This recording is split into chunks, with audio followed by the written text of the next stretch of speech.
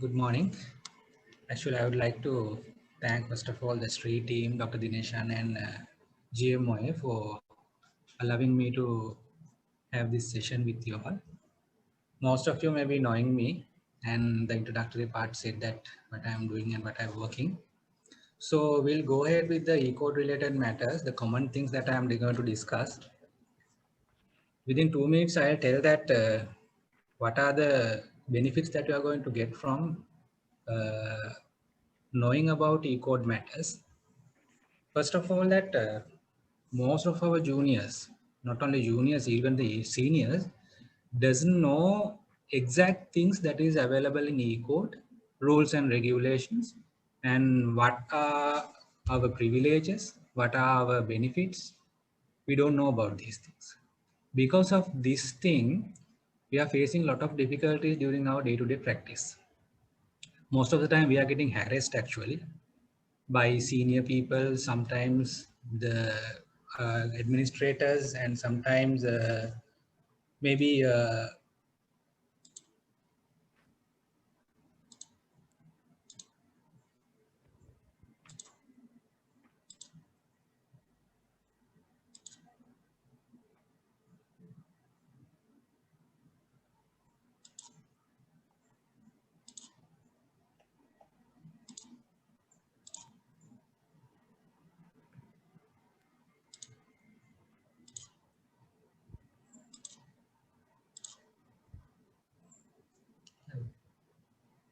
sorry for the technical matter. So because of that, some of us juniors and some of our doctors are facing these technical issues and these day-to-day harassments and all.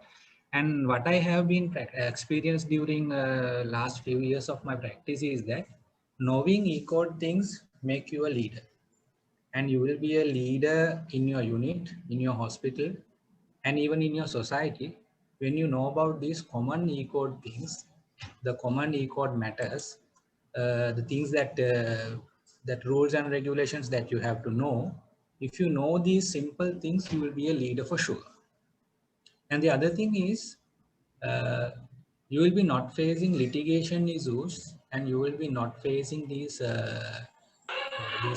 inquiries and all if you are a knowledgeable person about E-code related matters.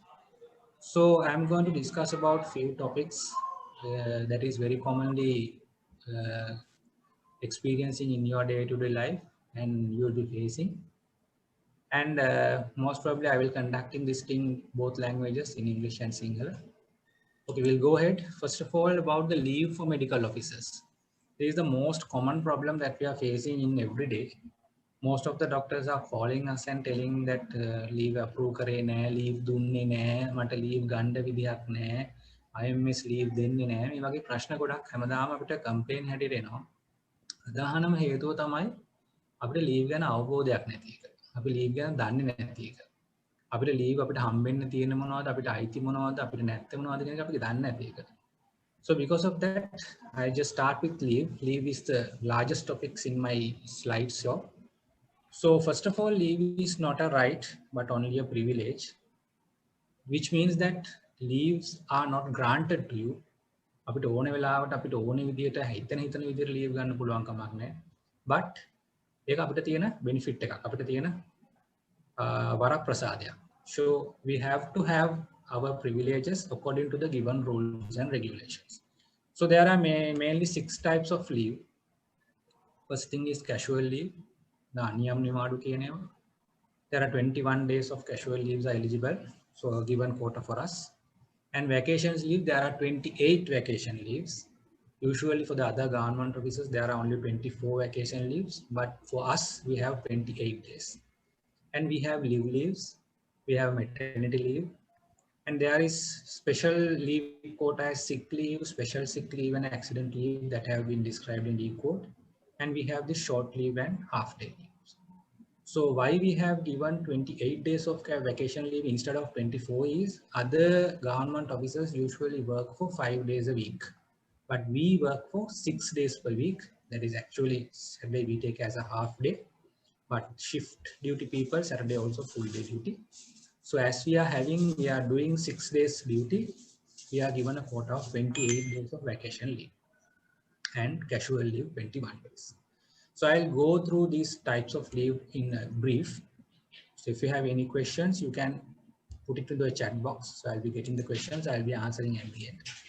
So casual leave, you can have it only to spend within the island. Remember that by casual leave, you can't go abroad. There are certain people that I have known in my life. They have taken the casual leave on Friday and Saturday, gone abroad and come back on Monday and reported for duty without informing, without getting proper foreign leave. So what has happened is after 6, 7, 8 years, we know that we all get enemies when we are working in our units and hospitals and all. One of the known person that he has gone abroad on casual leave, unanimously petition එකක් දැම්මා. Within 7 days, he got vacation of post VUP. No any inquiry, nothing, because there is nothing to be proved. If your passport is being checked, they know that there you have been traveled and you don't have approved leaves. So without any inquiry, they will be serving you with VOP. So because of that, keep in mind that you can't spend your casual leaves abroad. And you can't take casual leaves more than 6 days in a row. දවස් 6ක් තමයි එක දිගට ගන්න පුළුවන්. දවස් 6කට වැඩිය ගන්නවා නම් casual leave වෙන්නේ නැහැ. අනිත් එක තමයි you can't combine this casual leave with vacation leave or half day leave or other leave types. Only leave type that you can combine the casual leave is leave leave. Other than leave, you can't combine the casual leave with other leave types. And most importantly, you need prior approval. What E-code says is that you need approval prior to 7 days of commencing the leave. 7 days. So keep in mind that in practical situations, it will be not possible sometimes to give 7 days in advance notice. But you have to keep in your mind, the rule is 7 days. But in your institution, mutual understanding may be there, but still, however, you need prior approval. And definitely you need cover up. And you have to understand that whatever the leave type we are putting, we have to have the cover up. Unless sick leave also you have to arrange your cover ups, discussing with your head of the institution and head of your unit. Yeah, in all the other leave types, you need prior approval and prior cover up arrangements. And general 125 form is the approved form to take leave. In most of the government institutions, this is a common form that is available. But in certain places, I have observed that they have practicing a different form with all the cages that is available in this 125 form. However, the general 125 is the approved form for casual leave applying. And public holidays and Sundays and your off, the usual public holidays in the calendar will not be calculated if only the proper approval is taken. And if you have not taken your proper approval, it is not casual leave. So then the public holidays and all these things will be included into your leave days. Usually the Saturday is considered as half day leaves for the people who are working in wards, field and non-shift duties. They will be taken as half day for the Saturdays. But shift duty people, say you are working in ICU or you are working in a PBU, so you are doing a shift duty. So Saturday also considered as a full day leave, and even the Sunday also considered as a full day leave for the shift duty people. For others, it is half day for Saturday, and Sunday you have an off day. And to be eligible for casual leaves, there is no compulsory period that you have to serve in the government service. But in vacation leave, it is different. You have to work a certain period to get eligible for vacation leave. But for casual leaves, it is not like that. From the first day you have joined, you have the opportunity to apply for casual leave. But you have to keep one thing in understanding. During your probation period, that means the first 9 months of your service, you don't have the full quota of casual leave. That means you can't apply 3, 4, 5, 6 days of casual leaves per month. You are entitled only for 2 days per month casual leave. So keep it in mind, even though you don't have a compulsory period of serving for apply for casual leaves, within first 9 months, you can't get more than 2 leaves per month. If you are going to take more than 2 leaves a month, you will be becoming junior for the next transfer list. I think Dr. Prabhat is going to explain you about the transfers in subsequent sessions. He also will discuss about this. So keep in mind that during probation, during first 9 months, some of this audience may be in the first 9 months of service, you will be having only 2 days of casual leave per month. So then we'll go for the vacation leave. Vacation leave you can take either to leave, stay within the country, or you can travel outside. But keep in mind that just by putting vacation leave, you can't go abroad. If you want to go abroad, there's a special procedure that you have to apply for foreign leave. I will discuss in the next slide. So either within the country or outside the country, you can use vacation leave. And if you are using vacation leaves to be spent outside the country, public holidays and all the off days, Sundays, and all these things will be counted as your vacation leave days.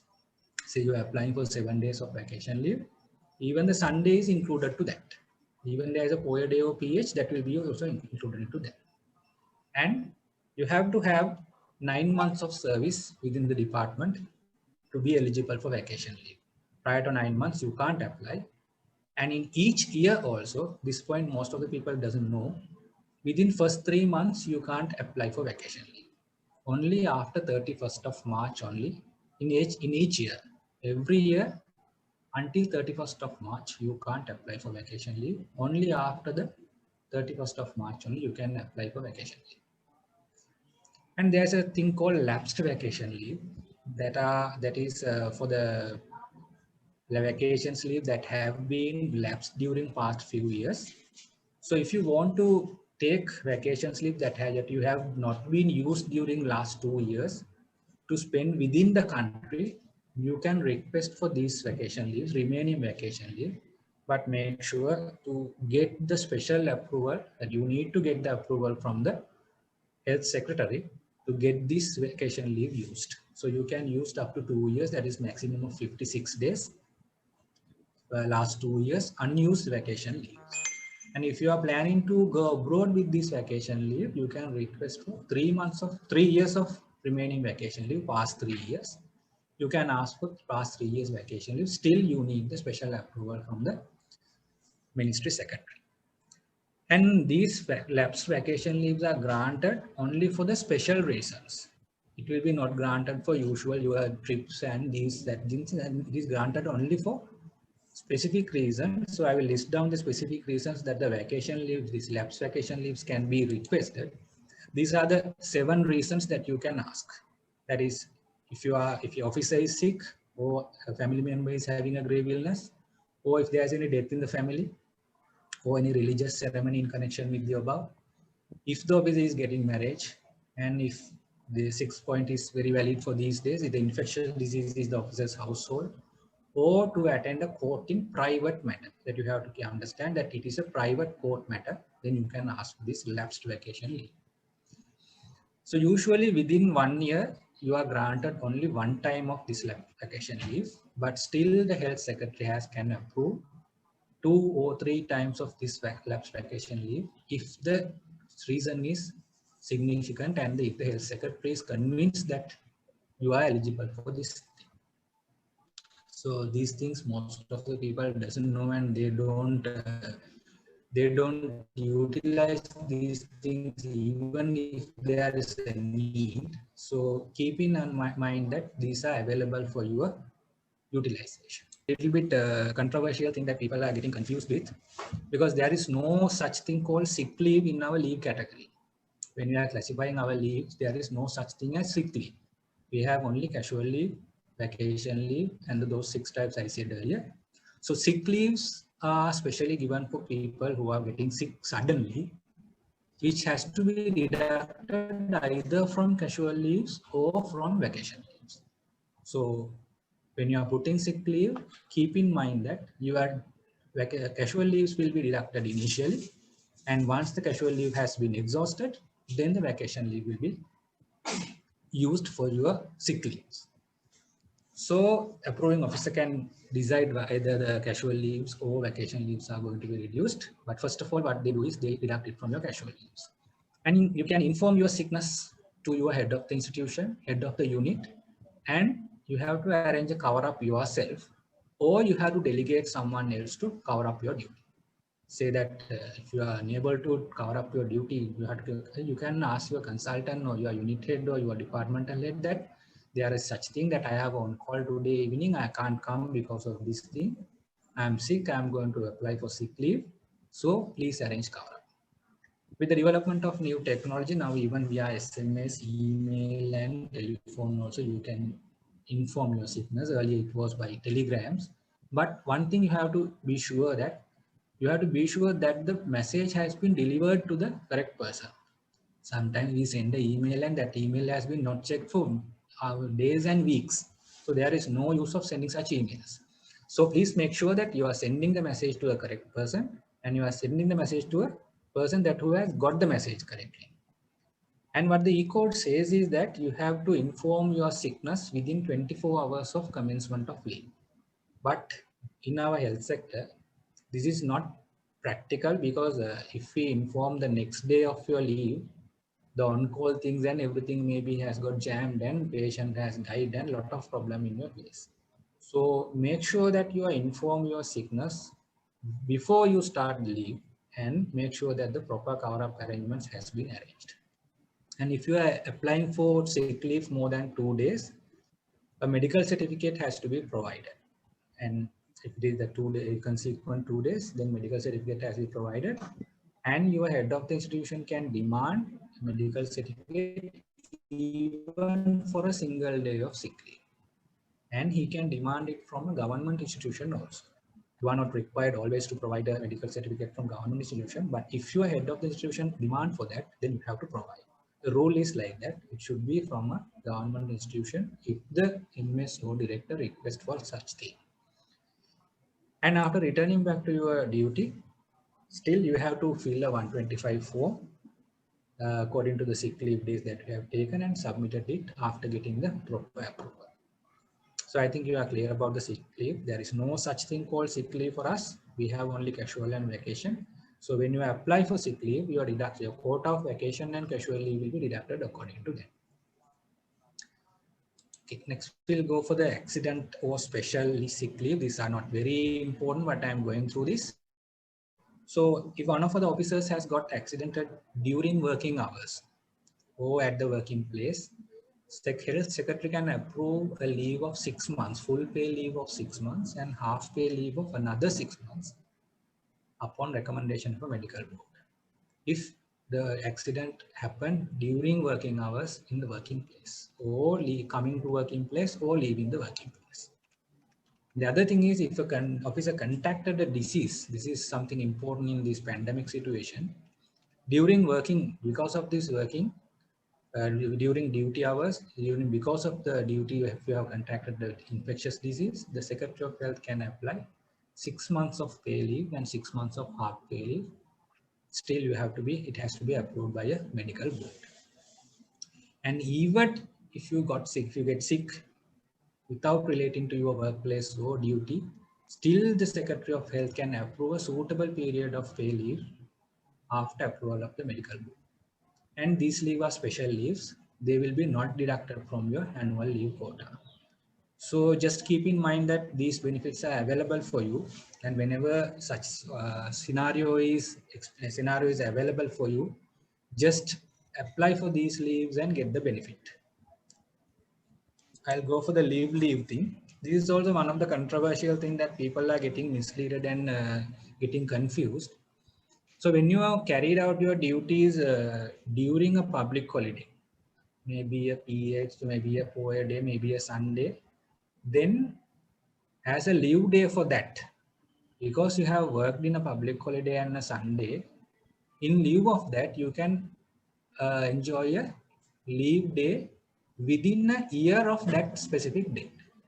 Say you have worked last Sunday, that is say today is 29th. So say that you are working in next Sunday and you are not going to claim any PH allowance, any extra duty on that day.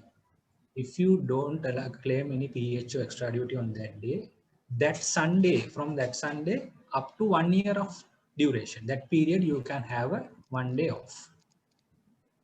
Make sure that you don't claim any PH allowance, any extra duty allowance for that day. Some of the subjects also in hospitals are not aware of this thing. Sometimes even for a days that they have claimed for PHs and extra duties, they allow leave leaves, which is completely prohibited from the ECO. So if you are claiming extra duty or if you are claiming PH claim, you can't have that day as a leave leave. So from the date of PHO Sunday that you have worked, within a period of 1 year, you can claim this date. In the leave form, you have to mention that this is a leave taken in lieu of which date, the date that you have worked. And this leave cannot combine with foreign leave, but can local vacation leaves or casual leaves. So make sure that foreign leave you can't, but local vacation and casual leaves, you can combine this leave and take it. So next I'll go to the maternity leave, which is for the female officers. And make sure that it is compulsory that you take 4 weeks of leave after following a live birth. You can't report to duty before 4 weeks. Even if you deliver a baby within intern period, you have to take 4 weeks of leave. That is for the benefit of the baby and also for the benefit of the female officer. And you have 84 days of 84 working days of full pay leave. That is excluding public holidays and public holidays, and another half pay leaves of 84 total days. In these half pay leaves, the public holidays will be included into that. And there is another 84 total days of no pay leave. This also includes public holidays and Sundays. So make sure that the days are calculated properly. All three are 84, but full pay leave only, that public holidays will be excluded. And if there is any IUD or death of a baby within 6 weeks of delivery, you can have a full pay leave of 6 weeks. That is a benefit that you have been eligible. And there's a new thing called paternity leave that you can get 3 days of special leave within 3 months of your baby's delivery. I don't think that many people are not enjoying this benefit, but please take that one. It is available from the ECO. And I'll go for the short leave thing.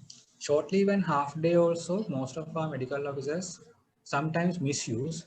Sometimes they don't use the available things that available benefits for them. So short leave is that less than 1.5 hours of leave per day. If you want a short break for something, maybe go to the bank or go to that thing, go to this thing and come. If it is the duration is less than 1.5 hours, then you can claim for a short leave. But make sure that only 2 times per calendar month you can claim for short leaves, not more than 2 times. If it is go beyond 2 times, it will be deducted as a half day leave. And there's a specially mentioned book that is available in most of the institution that you have to mention the half day leave, that short leave that you are taking.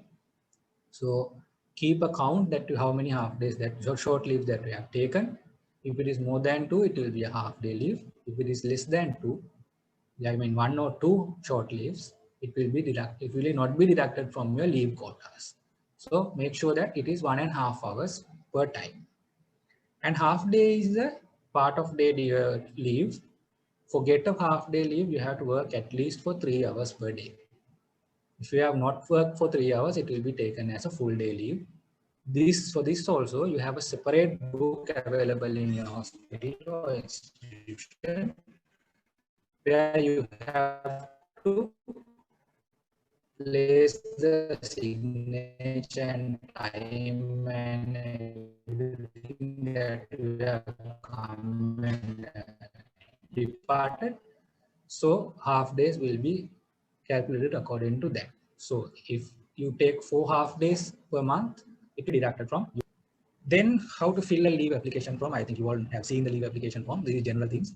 So general 125 is the leave application form. You have to fill all the cages. I think most of us are not filling all the cages. We leave some spaces. It is not correct. And in addition to that, you have to write about your leaves in the leave book that is available in your hospital. And for the foreign leaves, you have a general 126 form. That is a different form. I'll talk about the foreign leave in next slides. So that has to be And as I told you, local spent leave, you have to get approval prior to 7 days, and foreign leave application, you have to get approval, you have to submit it prior to 3 months of your expected date of leave. So any leave days, you can't claim extra duty or any other allowance. That means you can't have two privileges at same day. You can't have a leave and you can have a extra duty also. You can have a leave and you can have a PhD. So you can't claim like that. Only one privilege per time. So there are certain special leaves that has been included in the E-code. I think these are simple things. I'll just go through. You can have less than 2 hours of leave for Muslim officers on Fridays, and less than 1 hour for study classes, that is promotional based study classes that have been approved from the ministry. You can have less than 1 hour per day. And to cast the election, the votes at election, you will be given leave according to the distance from your working place to your voting place, that is decided by the election commission.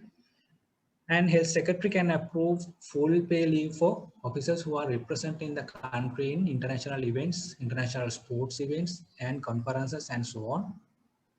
Trade union officials are allowed to get special leaves for this workers education course that is conducted by Labor Department annually. And you know that female sterilization, they are allowing 7 days, and male sterilization, they are giving 3 days. And also Muslim female officers, to observe their religious things, that they can have 4 months and 10 days leave. But these 4 months and 10 days leaves will be deducting from their remaining vacation leaves and remaining lapsed vacation leave. And if they are not available, the remaining days will be counted as no pay leave. Then we are going for this duty leave thing. Duty leave you can claim for government related events, conferences, negotiations, agreements representing the government. You can claim for duty leave. And volunteer officers in armed forces, yes, you can ask for duty leaves when you are summoned for work. And in tribunals, in inquiries, in court proceedings, you can get duty leaves when you are representing an accused officer. And if you are functioning as a state witness, then you can have these duty leaves. Also, any other matter that the proper approval is available from your departmental head and DCHS. Then you can have this full pay study leave and no pay leave abroad. These things, some are relevant for some people, some are not relevant. So full pay study leave only for approved study courses, and obligatory service is twice as the period. So after you come back from your leave period, twice as you got the leave, you have to work for the government. And if you have taken leave less than 6 months for full pay study leave, then there is no such obligatory period of service. But if it is more than 6 months, then you have to work for twice as your leave period for the government. And if you are going on no pay leave abroad, most of the people are these days going for no pay leave abroad. You have to be a confirmed officer in the service.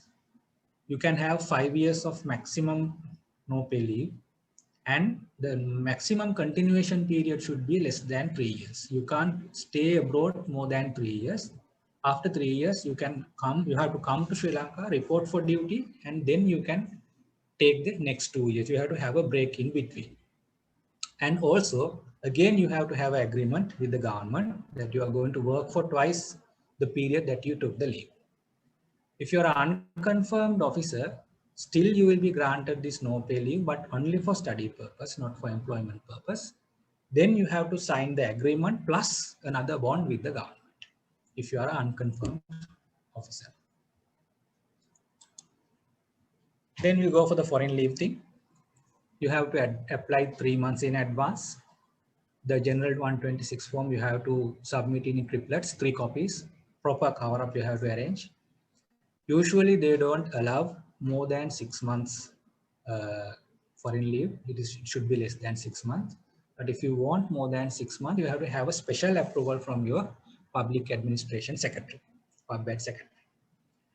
And E-code says that until completion of 4 years of service, you are not eligible for foreign leaves. That is the rule.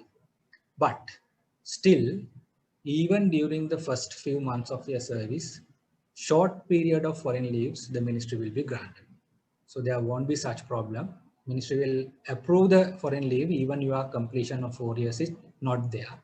But you have to submit the proper application with proper reasoning why you are leaving the country. And usually there is no extension of your leaves, the approval leave only. But still there is exception. The health secretary can extend your leave if it is really required. So before leaving and after returning, you should enter the things in a specific book. And you can't leave the country without getting the proper approval. Some people are leaving pending approval. I have applied, I will get the letter once I come. No, you can't. The rule says that you have to have the proper approval. Then I'll go for the next thing that I'm going to discuss. The leave thing I almost over. I have discussed almost everything about the leave and the time is also running. So I'll go for the next thing. The probation period, grade 2 and confirmation. What is probation? How you are going to get grade 2? How you are going to get confirmation? So probation period is the first 9 months of your post-intern date. Then the question comes, what is the post-intern date? Most of the doctors, I'm sure most of the doctors are confused with the post-intern date. What is the post-intern date? So until you are not given a verdict from a court of law saying that your post-intern date has been backdated or advanced or something like that, which happened for some post-intern batch about 4 years back, your post-intern date is the next date of your intern completion. Once you complete the intern of 5th of December, your post-intern date will be 6th of December. So make sure that you know, everyone knows your post-intern date, because each and every application that you fill in your life, you will be asked the post-intern date, even your leave application. So even you work for 6 months RHO period, 1 year RHO period, that doesn't matter. The post-intern date is next date of your intern completion. So from that day, first 9 months is your probation period, in which you can be expelled from your service without giving any retirement benefits. That means your pension and these benefits, nothing will be available if you are removed from the service within first 9 months. So make sure that you work very carefully and nicely and pleasantly and according to rules and regulations throughout your life, but especially in these first 9 months, because all the benefits of the government service will not be available if you are removed from the service within this 9 months. So after 9 months, your probation period will be finished, and then you will be having all the privileges and these retirement things, all these things, once you completed your 9 months of probation period successfully. And grade 2 is that according to our promotional scheme, there is preliminary grade, grade 2, grade 1 and specialist grade and administrative grade. So all of you will be recruited into preliminary grade after the internship. And after completion of 2 years from your post-intern date, if you have completed your EBA properly, that means if you have passed all the subjects in EBA, you will be promoted to grade 2 after 2 years of your post-intern date. So make sure that you are completing your EBAs in proper time, because EBA will allow you 4 attempts to preserve your seniority. That means usually 2 EBA exams will be held per year. If there is no any exception or any this pandemic situation or like that, usually 2 attempts per year. So you will be granted 4 attempts to preserve your seniority. If you can't go through the exam even within 4 attempts, usually you will be junior in the service. Your seniority will be your seniority will come down, because the other batch will be promoted to grade 2, but not you. So make sure that within 4 attempts you get through this exam, EBA exam. Some of you may be thinking that EBA subjects. No, it is not like that. EBA is extremely important. If you study in practical mind, not only for academic mind, EBA is very important. So you will be promoted to grade 2 after 2 years if you have completed the EBA in proper time. And confirmation is for 3 years from your post-intern date. Again, you know now, you know your post-intern date now. So you will be confirmed after 3 years, but your confirmation will be valid from the post-intern date. So say that you are completing your internship on 1st of January 2015. So you will be confirmed in the service 2018 1st of January with effect from 2015 1st of January.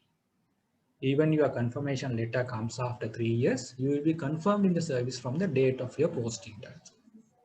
So all the privileges, allowances, arrears, and everything will be paid from the posting term date once you are confirmed in the service. So what are the documents that need to be furnished to promote into grade 2 and to get the confirmation? These are the documents that you need. Make sure that your personal file is completed with these documents. If you are to be promoted to grade 2 or if you are to be get the confirmation, because most of the doctors doesn't know that what is available in their personal file and what is not there. So when you are trying to apply for these grade 2 and confirmations, then only you know that this document is not there, my medical is not there, my income statement is not there. So the problem. Then you have to go to your intern place, you have to go to your post intern place, then you have to go to Northeast Station and get done these things again from the people who are available at that time. So once you go after 3-4 years for these stations, no one in those stations know about you. They don't know who are you. Then they are reluctant to give you these documents. So make sure that these documents are available in your personal files. And once you apply for grade 2 and confirmation, these are the musts. So I'm not going to read all those things. Last one, 9th one is the EBA result sheets. This is, I just copied it from my, my application form. So these are the documents that you have to have in your personal file to apply for the grade 2 and confirmation. And personal file also, I'll speak few words. Personal file, there are 2 copies of personal files. One personal file is available in the institution that you are working, that will be moving to place when you are transferring from one place to the other. And the other personal file is available in the Ministry of Health with your subject clerk. Make sure that these 2 files are properly maintained, because usually you don't have access to your personal file unless there's a special circumstances. විශේෂයෙන් ඔයගලන්ට අවස්ථාවක් නැත්නම් personal file එක අපිට බලන්න බෑ. බලන්න දෙන්නේ නැහැ. නමුත් you can talk to your hospital subject clerk, you can talk to the ministry subject clerk and make sure that your personal file is complete. And also keep in mind there's a personal file number in the ministry. In ministry, for every one of you have a personal file with a number. And you have a dedicated subject clerk in the ministry according to your surname starting letter. So know your subject clerk, know your personal file number, which will be much benefited in your future proceedings like this permit application, special appeal, that thing, this thing, everything. This file number will be important. So these things should be there in your personal file. First 7 things you know, I have told earlier also. Got more, other than that, the degree certificates, appointment letters, appraisal forms, disciplinary related documents, and all the document that any document that you have been served, a copy should be there in that personal file. So make sure that once you say that you have been sent a letter from the ministry, whatever the thing, you have to keep a copy in the personal file. Make sure with the subject clerk that a copy is available there.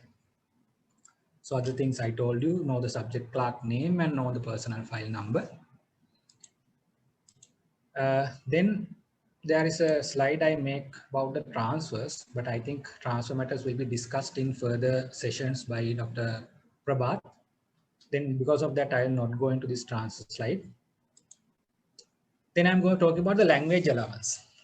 Most of the doctors doesn't know about this language allowance and how to claim that and how much we are going to get. So language allowance is paid for proficiency of 2 languages, that you have done your A-levels and O-levels in one language and you have done your MBBS degree course in another language. So most of you have done your A-levels in Sinhala medium or Tamil medium and the MBBS in English medium. So 100% of you all are eligible for this language allowance. So you have to have your confirmation. Once you have the confirmation, you can apply for this language allowance. I have mentioned the documents that you have to submit. You have to submit the application form in duplicate, confirmation letter with a certified copy, A-level certificate, which has to in which the medium of A-level has to be mentioned, whether it is Sinhala or Tamil or whatever the medium. Then you have to your MBBS degree certificate, and you have to give evidence that you have done your degree in an English medium or whatever the medium different from your A levels. So most of the degree certificate or this transcript that is provided from the faculty has mentioned the medium of course. So you can mention that. Otherwise, you have to get a letter from your faculty telling that your course of MBBS has been conducted in English language. So you will be paid 5,000 rupees one-time allowance and monthly allowance equal to your last increment plus 150 rupees. Usually, yeah, last increment, it is sometimes the increment is more, so most of the time it is more than 1,500 these days. So you will be getting about 1,800, 1,900 per month and a one-time allowance of 5,000. And once you applied for this language allowance after the confirmation, so arrears of 3 years will be paid at once, which is a large amount. From the date of your post-intern date up to the confirmation, for 3 years, they will pay the arrears and the one-time allowance. So make sure that you all apply for this thing and you get all these things once your confirmation is available. Then the Janapriya Matruka vehicle permit. So this is actually a privilege that you have been granted. Time to time, these conditions, interest, the tax rates and policy related matters get changed. You know that these days they are not allowing to import any vehicles and utilize these permits. So this is governed by the Trade and Investment Policy number 1, 2018 and further amendments. And you are eligible to claim for your first permit after 6 years with internship. Earlier, this internship was not considered to get the first permit, but after the intervention of GMOA, after certain correspondent communications and discussions, we could include this internship also into that, because without internship, sometimes certain badges have lost their permits. So now internship plus another 5 years of post-intern, altogether 6 years, you can claim for this permit. So then after first permit, every 5 yearly you can claim for this permit. This is the current regulation. This may change in future. And for the next permit, I mean the second or third or fourth permit, the 5 years is calculated from the permit issued date. Earlier it was calculated from the LC opening date, but now the circular and the rules has been changed. So you are allowed to claim for the next permit from 5 years of last permit issued date. Permit එක ඉස්සරහනම් permit එක අරගෙන අතේ තියාගෙන හිටියොත් පාඩුයි. LC එක open කරේ නැත්නම් මොකද ඊළඟ permit එක ගන්න වෙන්නේ LC එක open කරපු දවසේ ඉඳන් අවුරුදු 5කින්. But now the things has been changed. LC එක issue permit එක issue කරපු දවසේ ඉඳන් 5 years වලින් ඊළඟ permit එකට you are eligible. So you have to take one thing into your mind. You need to have a LC copy with you for the application of next permit. ගොඩක් අය සමහර අය permit එක විකුණලා සල්ලි ගන්නවා, සමහර අයගේ permit එක use කරලා vehicle එකක් ගන්නවා. මොකක් වුණත් you have to have a copy of your LC, because for the next permit your LC number, LC opening date and all these things will be asked. So make sure that you keep a copy. You ask for a copy from the bank. For the first permit, you have to have these documents: application form in duplicates, grade 2 appointment letter and confirmation letter. And for subsequent permits, you have to submit your NIC copy and LC confirmation letter from the bank. When you request a letter from the bank, they will provide a letter. To get this LC confirmation letter, you have to have the previous LC number, LC opening date, LC opening bank, LC opening branch. So make sure that you have a copy of LC to apply for the next permit. Then I'm going to talk about the government property loan, which is a common topic these days because they have reduced the interest rates and now it is available for very low interest rates. So as the Public Administration Circular 15/2007 and the further amendments, government officers, government servants can apply for this property loan under special interest rates. You need to have your confirmation, and the maximum amount is 3 million or compound salary of 7 years, whatever the highest of this. It will be either 7 years compound salary or maximum 3 million. You can have a payback period up to the retirement. And property, whatever the property that you are going to buy or develop or whatever it is, you have to keep it as a security to the bank. And interest rates are subject to change. These days, recently they have reduced the interest rates because time to time, according to the country's policy rates, they are changing these interest rates. So these days, they are providing first 5 lakhs for 3%. You have to pay only 3% for the first 5 lakhs. And for the next 5 lakhs, it is 4% or something like that. Let me show you the circular.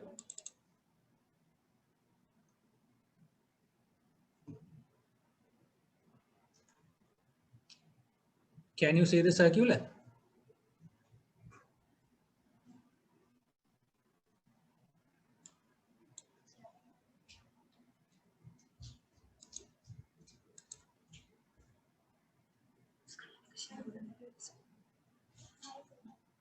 Yeah, now we can see. Yeah, this is the latest circular that have been issued on December 15th. These are the new interest rates that you are going to get. 3% from your income up to 5 lakhs, then 6% for the next 5 lakhs, and next 20 lakhs, 7%. So these amounts will be paid from the government. So if you are confirmed in service and you are willing to buy a property or develop a property or build a house or anything like that, then you can ask for this loan. And there is a waiting list. So through your hospital director, you have to apply for this thing.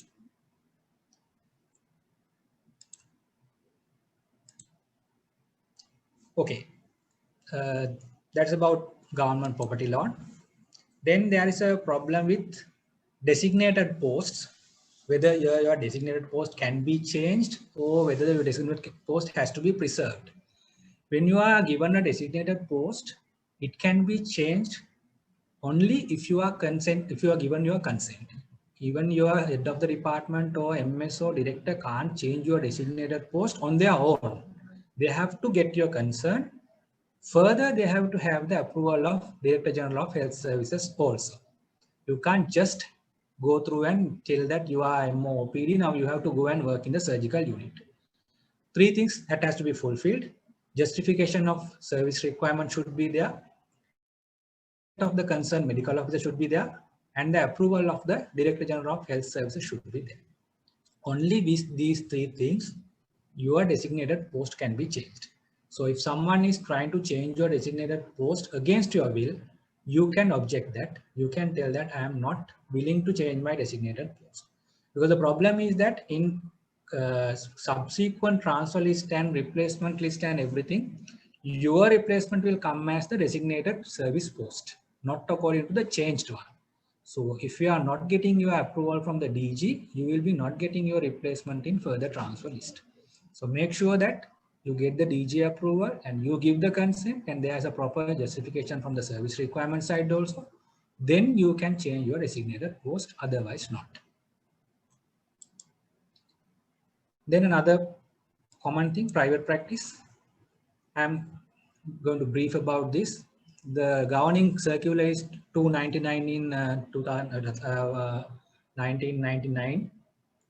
You can do your private practice after normal working hours. That is 8 AM to 4 PM is your normal working hours. Problem is some people are doing private practice in 12 to 2 also. Make sure that you can't do 12 to 2 private practice. You can do private practice only after your proper working hours, that is 8 to 4, or your shift duty. If you are doing a shift duty after your shift hours, you can do. And make sure that you don't do private practice during sick leaves, because it is prohibited. You can't do private practice during sick leave. And during casual leave and vacation leave also, you can do private practice only after normal working hours. That is before 8 AM or after 4 PM you can do. But because of your on leave, you can't do private practice in daytime, in your working time. And private practice within government institution and even within government quarters is strictly prohibited. You can do private practice only within the province that you are working. If you are working in a working station, within that province only you can do private practice. and you can't use your official designation. If you are SHO Pediatrics, you can't use SHO Pediatrics designation in your private practice. Make sure that, because most of the pediatric people are using this official designation, which is violation of the ECO. And you have to possess your SLMC ID all the time. When someone comes and asks for the SLMC ID, you can't tell that it is at home. You have to provide your SLMC ID. And these things I don't have to tell, even hospital stationery, facilities, drugs, consumable are using for private practice is completely private. So I'll show you the private practice circular also. This is the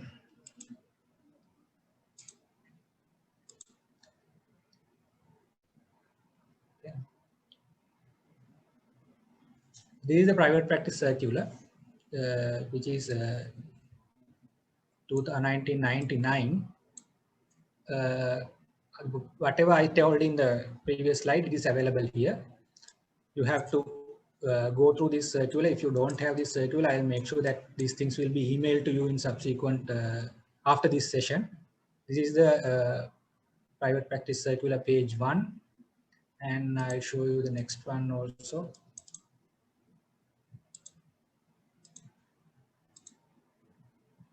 This is the complete circular, which has been signed by the Secretary of Health. This is the governing circular, the last one. So you have to work according to this.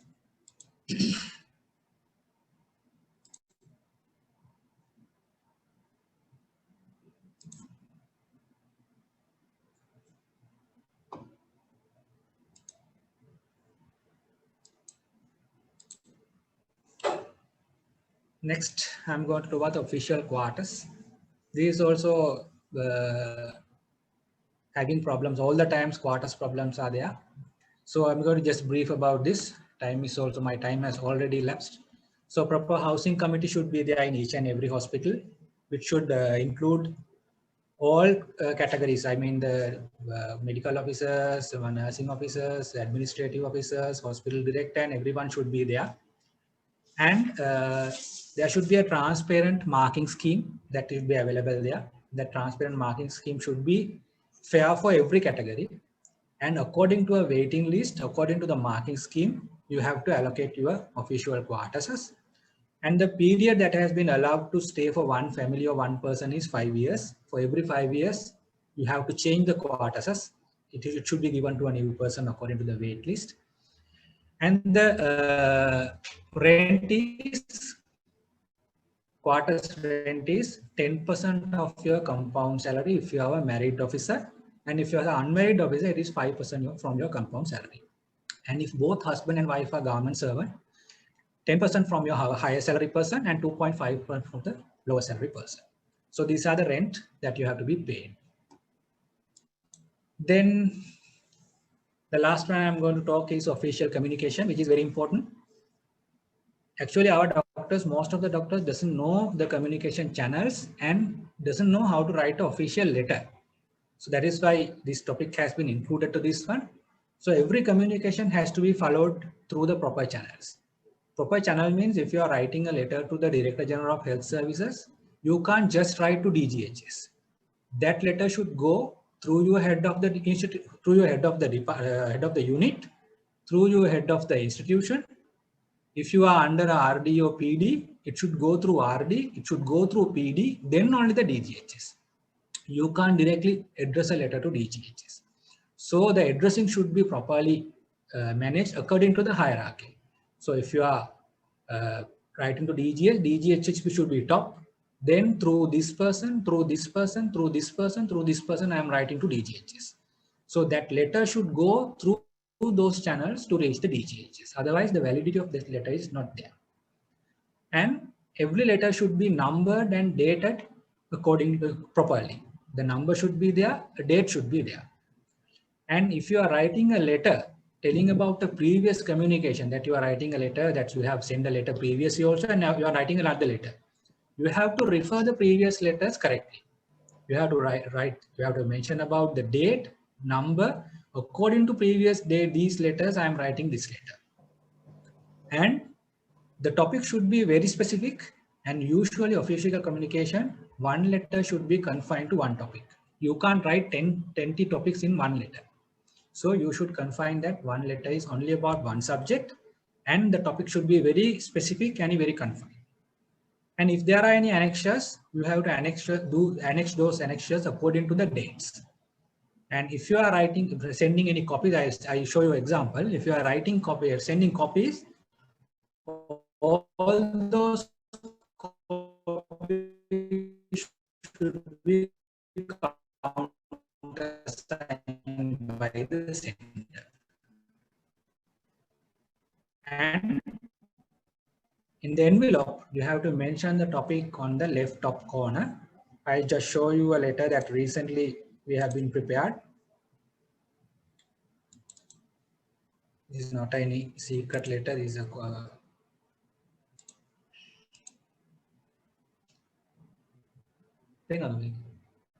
yeah, this is the letter that I am going to give you the explanation. So there is the proper right hand corner. So all the others used to but now the norm has been changed. Everything should be aligned to left margin. You can't have spaces in these places. So this is the address. We have addressed the letter to the addressing person, and you have put the dear sir or dear madam, whatever it is, and the topic should be very clear and specific. And this is I told that previous communication should be referred according to this number, this letter, date, this dated letter. And these are few communications that we have made previously about this same matter. So we are referring all these things and we are annexing those documents at the end. And this is the letter that we have done according to the left margin we have done. And here we have signed it. And these are the copies that we are going to put. So if you are putting a copy to Honorable Governor, at this place you have to do the countersigning. You have to countersign at the beginning of the name, and all the copies should be countersigned in the copies. So this is the official way that you should write a letter. Make sure that your communication is done properly, because if doctor can't write a proper letter to official letter, then who can? So your dignity, even the reader will think about your personality, your capability, your communication skills and everything by reading your letter. So make sure that official letters are sent according to the given protocols through proper channels. So these are all things that I have been thought of talking about you, and I've got a few questions. I'll go through those things in quick time. So if I had taken medical leave for 5 days during RHO period, will it be a problem? If it is a solution, and if you can provide a approved medical leave from government institution, this is not a problem. It will be deducted from your annual leave quota once your probation period is over. So medical leave, if you have proper approval, if you can provide the proper government medical, and you are head of the unit and head of the institution is convinced that you are truly having this problem, that is not a problem. Then ask, can we apply for OT during duty leave? No. During any leave, you can't apply for any other allowance that I told you. Two benefits cannot be combined at one place. Extra duty or PH claim or whatever, you can't apply during duty leave. Our batch post-intern date is 16th June 2009. We only will be getting our attempt for EBA before the second year. So that is an exceptional case.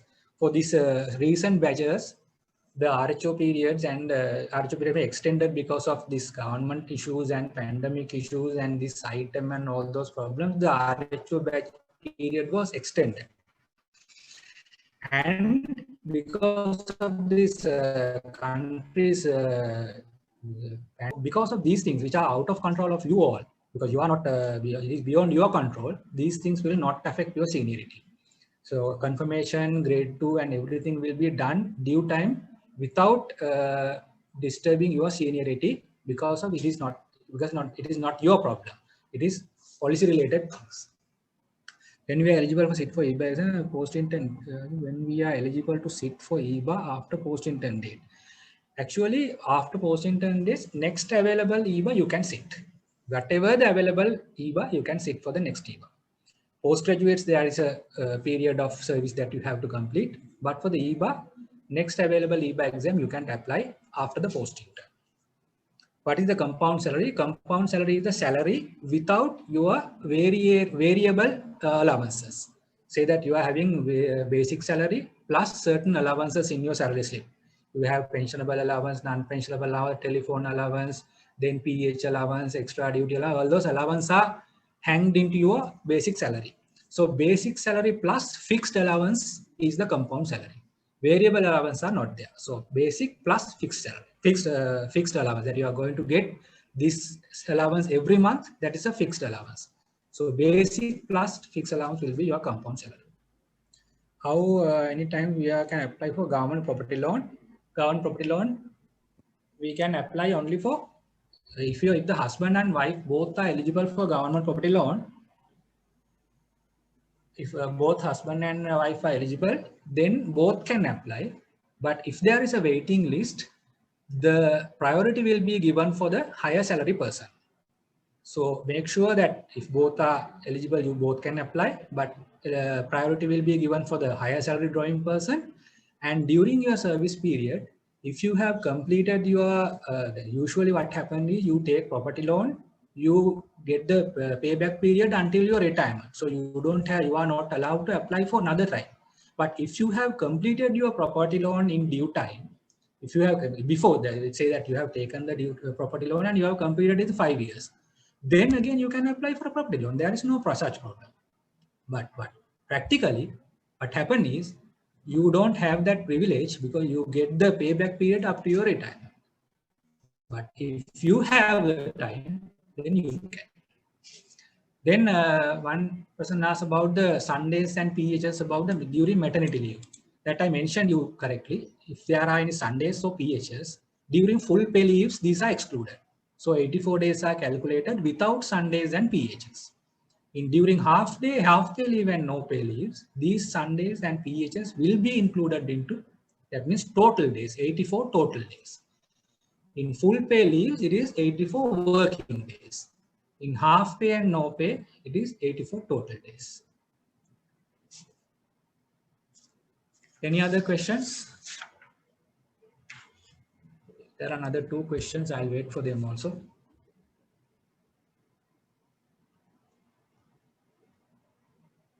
Although I have been allowed 40 minutes, I have taken about 55 minutes now.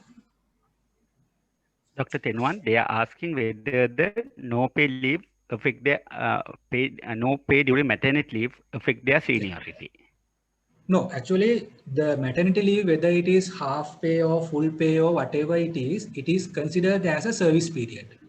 Full pay, half pay, no pay, all are considered as service period. So no pay leave does not affect the seniority. Then again, they are asking the maternity leave affect the date of becoming grade 2 confirmation.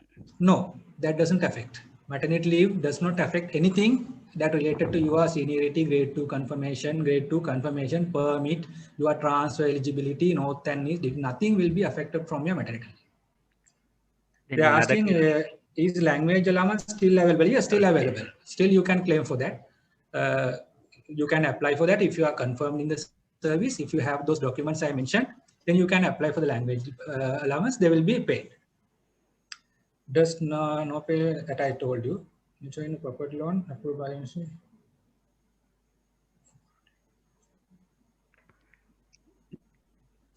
Yeah, the property loan, once you apply for these property loans, where if you're working in a line ministry institution, it will be sent to the ministry and ministry will be approving the thing.